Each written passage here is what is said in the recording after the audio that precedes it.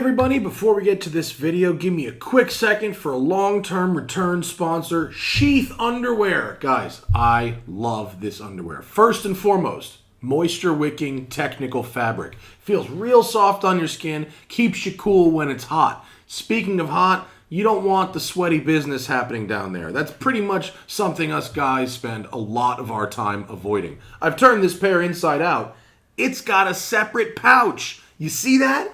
You can actually separate your things down there. This was developed by a soldier working in Iraq who had a problem with his sweaty balls. And through Kickstarter, he was able to build prototypes and sell sheath underwear. It keeps your balls from getting sweaty. That's all there is to it. And even if you don't want to use the pouch, you don't have to use the pouch. They're still comfortable if you don't use the pouch. They're made of high quality technical fabric that feels good no matter the weather. Hit the link in the description. I have a very special deal for you at sheathunderwear.com. Code TST will get you 20% off your entire order. If you don't like them, money back guarantee on your first pair. We appreciate them sponsoring this video.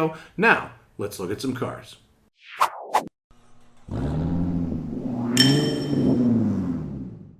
Good morning, everyone, and welcome to the Canyons. I wanted to try something, and a smoking tire viewer named Brian K provided me with that opportunity.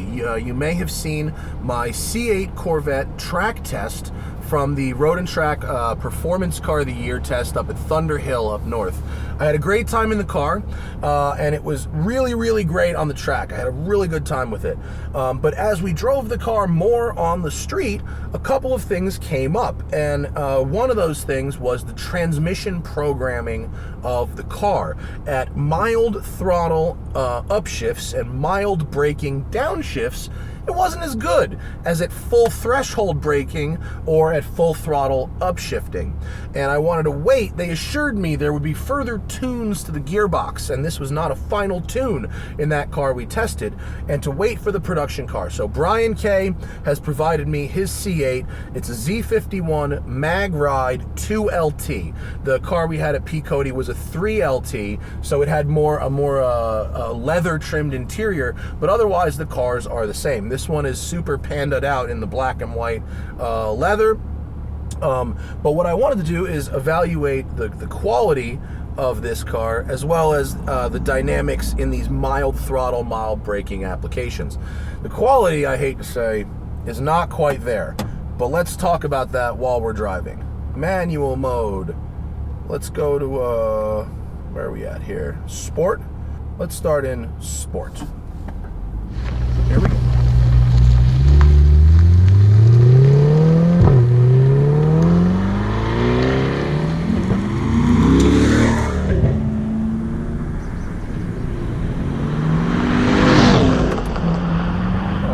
So, we're not going to beat the crap out of Brian's Corvette. Already did that on the track. This is really about, have they programmed that gearbox? So far, so good. Shifting up at around 5,000. Oh, the ride. I forgot how good the ride is, folks. This car has such a beautiful ride. Someone recently asked me on Reddit or something what the best riding cars were that I'd ever been in. Rolls Phantom, McLaren 720, C8 Corvette. That's my list. Now in the upshift. Whoa, now that is very smooth. That's way smoothed out since the press car I drove. 495 horsepower.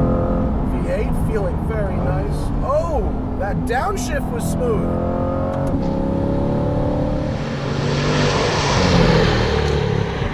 That's very good, folks. That's about a half throttle upshift. Oh, they have done well. Now look, the panel gap people and the bean counters at GM can't always be trusted to do the exact right thing. The chassis people usually can, and I'm glad that the gearbox people are in on the program too. I forgot how nice this car is. This car is $78,000 as spec'd. And the good news is they have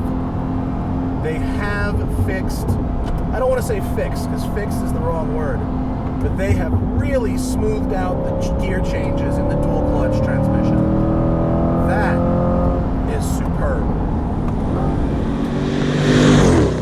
Now the other thing that I wanted to address in this video, aside from the gearbox, is the quality. You see, when I drove the pre-production car, the GM folks who were babysitting it pretty much said, now guys, don't judge the quality of the car because it's not done yet, meaning to imply that the production cars would be nicer and better quality than this pre-production car, right?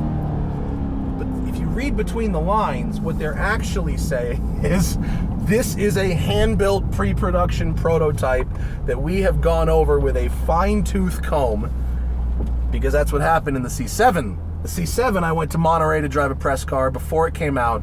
It was fantastic. It was the nicest Corvette I ever drove. And it turns out that from a quality perspective, it didn't really represent what the customers were getting for the beginning of C7 production. In this case, the orange car I drove for road and track, let's try smooth engagement. Just stop for a second. That's very good. The engagement's improved. In this case, the car I drove for road and track, the panels were beautiful, the gaps were great, the seats were great, the materials were great.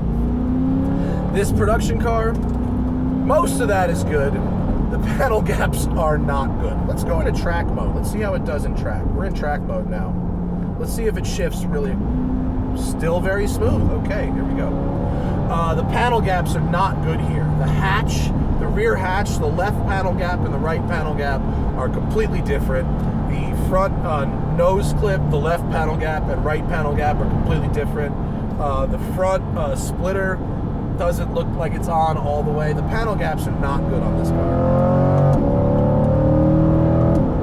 The gearbox is great. Man, did they do wonders there. Much better to drive in a canyon environment than before. Mild throttle, mild brake. I mean, I'm repeating myself, I get it, but like that's what I came here to figure out. That was my real concern. A beautiful car. This one only has about 560 miles on it. I'm not sure if that's in through the break-in yet, so I'm staying away from the red line. Oh, the responsiveness is great. Really, really good.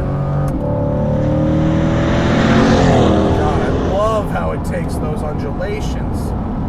Mag ride plus double wishbones. Oh, yes, Daddy. Yes. It's really got just this fantastic gracefulness of how it gets down around this road. Watch this right here. Boom, mid-corner bump right here. Boom. Ooh. Good brakes, too. Good brakes, too.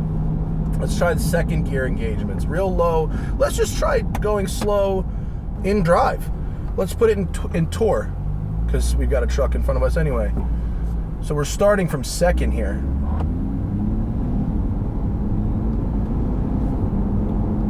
That's pretty good. That's smooth. What if I put it in Sport Auto? Revved it up to 5. There goes our truck. Does not downshift that aggressively in Sport. So when it downshifts in Sport, it still keeps it about 1,000 RPM off the red line. That's okay, it's Sport. You're not going to be slamming her home. How about in track? Yeah, so you put it in track and you give it some braking. Not even threshold, but it will downshift much closer to red line. But what I really am pleased about so far is the manual gear change responsiveness. Very good. I have to say, I am impressed compressed for sure. Let's do a turning radius. Yeah, right. Oh, the engagement in reverse is not bad. Not bad. Not bad. It engages, I want to say, a little smoother off the line than McLaren's. Not quite as smooth as Porsche's, but vastly improved in the low speed stuff and in the mild throttle, mild braking stuff. So GM, unfortunately, really still needs to work on their tolerances and their panel gaps and stuff like that, because those pretty much suck in this car. And before you all think I'm just crapping on a fan's car, I met Brian because he also owns a Cayman GT4. Brian is a Porsche guy and has owned multiple Porsches, and his job is in the tech sector, but in a physical product in which he does quality control. So he knows. I'm not telling him any surprises. He knows what he bought, and he likes the performance that he gets for the money with this car, and he knows what it is and he knows what it isn't. And I think what it is a phenomenally fluid performance car on street or on track. It rides great. It rides great. It's amazing as a touring car, but oh my God, the panel gaps in here between the interior edge of the door and the edge of the yeah, you can fit. Yeah, the gaps are not good, and so we still do have to put the asterisk on it, which is a little bit of a bummer. It's good for the money, but if you are familiar with the tactile feel of a really high quality built product, you may find the C8 a little lacking. But man, did they do a good job with the gearbox. So bravo to them, and thank you to Brian K for letting me have a go in his car. Thank you for watching, and we'll see you later.